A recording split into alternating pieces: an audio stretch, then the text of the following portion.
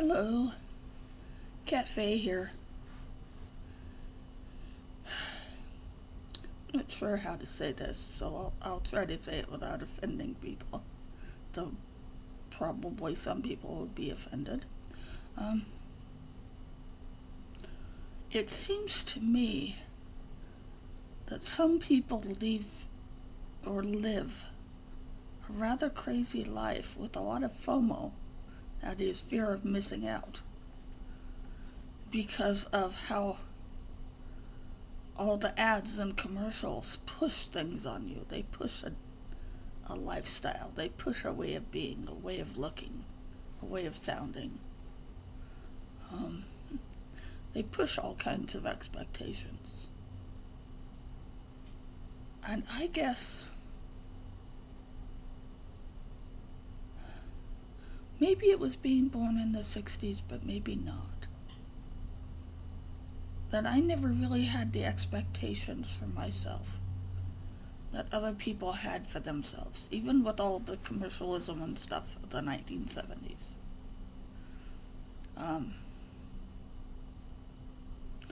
My family was lower middle class with a strong work ethic. And while in my adult life I have not always gotten full-time work all the time, most of the work I've done over the years has been part-time, and some of it's been day labor, and some of it's been home health care, and some of it was standard work, depending on what was available at the time. And if it was standard work, I paid into taxes and Social Security like most people did. But I've been married several times and have no children of my own, though several of my husbands had children. Previous marriages. And so I'm kind of thinking, all these things that people seem to think they have to have in life,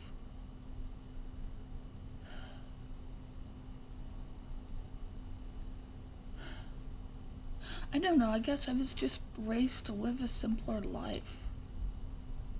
Maybe it was because my parents were born in the Depression, and my grandparents, one set was born in one of my grandmothers was born in 1889, and a grandpa in 1891, and the other grandparents were both born in 1900. And both of my grandmothers lived hard lives when they were young. I mean, they were out in the countryside working their tails off.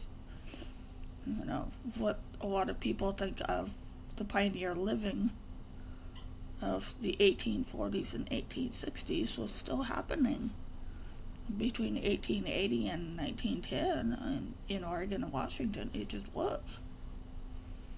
And when that's the life you have, that's what you have. You learn to work to get things done efficiently. You learn how to make do with less than what some other people have. And I guess my grandmother's passed that type of thing on to me. I know I have a thing for clothing, but I've always loved beautiful clothing. And I can draw and paint and sew and do embroidery, and I can braid baskets, I can braid rugs,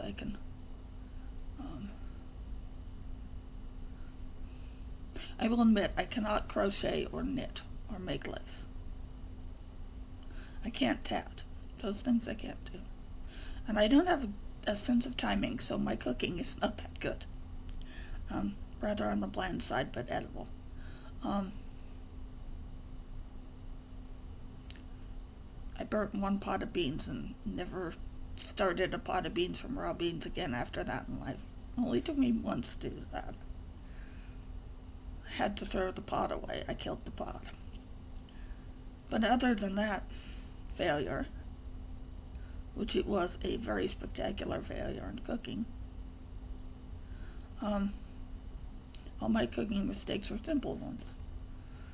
And now I'm of the age and have broken my back sufficiently enough times that standing up by a stove and cooking just isn't a thing I can do. So I use the microwave a lot and make a lot of sandwiches. That, and I do instant coffee and cup of noodles and cup of soup and stuff like that, which are convenience things that I know my grandparents didn't have.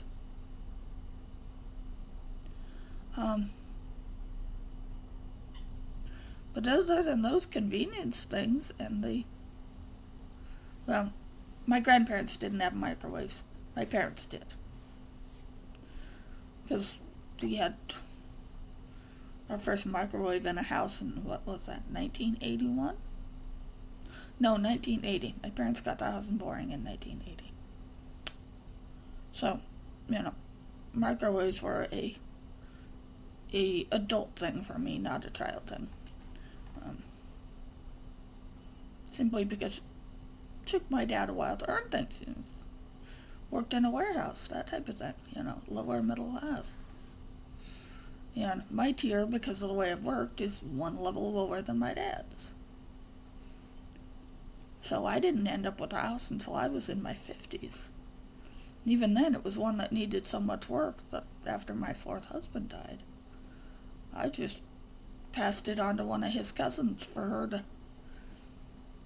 rebuild that one house and put 3 more houses on it because it was almost an acre of land, and we had family out that way that needed housing, that was working on farms and stuff, and they needed housing. And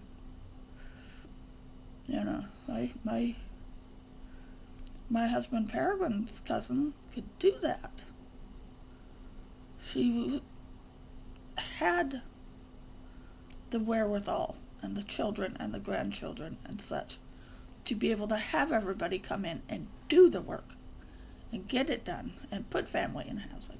And that's all I was worried about, was making sure members of my family, extended as it were, second and third cousins, were not homeless. Because I knew I could go back to Portland, where I am now, and get at least part-time work, which I have done, a little artsy-fartsy job. My making of costumes and such. A lot of it from recycled materials, but, that's halfway between theater costume and found art works. And I'm actually trained to do both types of things. But I realize my life is not like most people's life. And while I can see some clues to things, there are other things that it's like I just don't understand why they have to have them or why they feel that way, or it's almost like the rampant consumerism is crazy making. And I'm not that kind of crazy. I don't know. Anyone want to give me some hints on this? I'd appreciate it. So that's my view of my life right now in this world that I know is shifting. And I figure I'll just do another shift. I seem to make little shifts all the time, make little changes all the time. But it's like, okay, another set of hoops to jump through. I'll see what they are in January. I figure we'll all know by then. So I hope everybody has happy holidays. Doesn't matter what they are, doesn't matter what your religion is, or your gender or ethnicity or anything. I just hope you have nice holidays. And thanks for listening to me ramble. It's just a ramble about me and my life, and I guess my lack of FOMO and crazy making. At any rate, thanks for watching this. Bye.